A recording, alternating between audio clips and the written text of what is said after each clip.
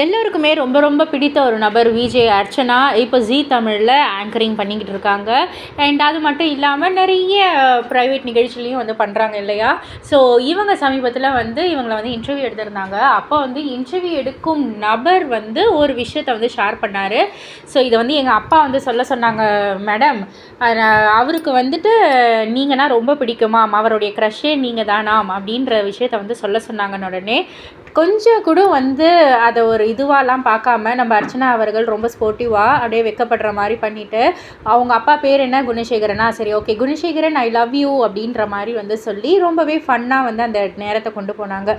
இது எல்லாத்தையும் தாண்டி ஒரு கொஸ்டின் கேட்டார் இன்டர்வியூ எடுக்கிறவர்.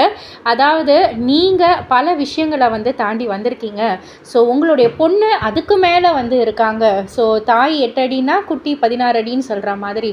ஸோ அதை நீங்கள் எப்படி பார்க்குறீங்க அப்படின்னு வந்து கேட்டதுக்கு, ஆக்சுவலாக வந்து அவளுடைய பேர் மாதிரியே அவள் வந்து பிரின்சஸ் ஆஃப் வாரியர் தான். ஜாரா அப்படின்னாலே வந்து அதுதான் அர்த்தம்.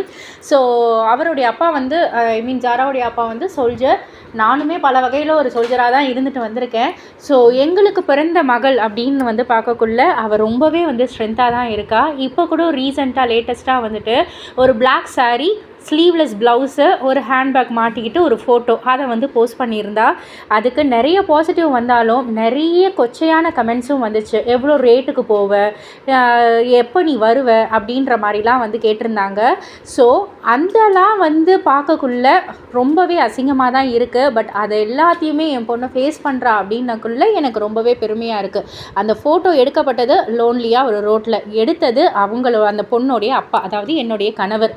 அப்படி இருக்கக்குள்ள நல்ல கண்ணாடியில் பார்த்தா எல்லாமே நல்லா தான் இருக்கும், கீர்ன கண்ணாடியில் பார்த்தா எல்லாமே தப்பாக தான் இருக்கும் அப்படின்ற மாதிரி ஒரு நச்சுன்னு ஒரு பதிலை வந்து சொல்லியிருந்தாங்க.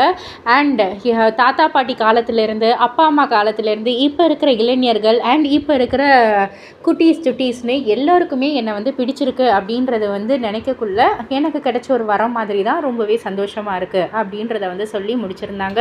ஸோ இதை பற்றி நீங்கள் என்ன நினைக்கிறீங்க, உங்களுடைய கருத்து என்ன அப்படின்றத கீழே உள்ள கமெண்ட் பாக்ஸுக்கு குறிப்பிட்டு சொல்லுங்கள்.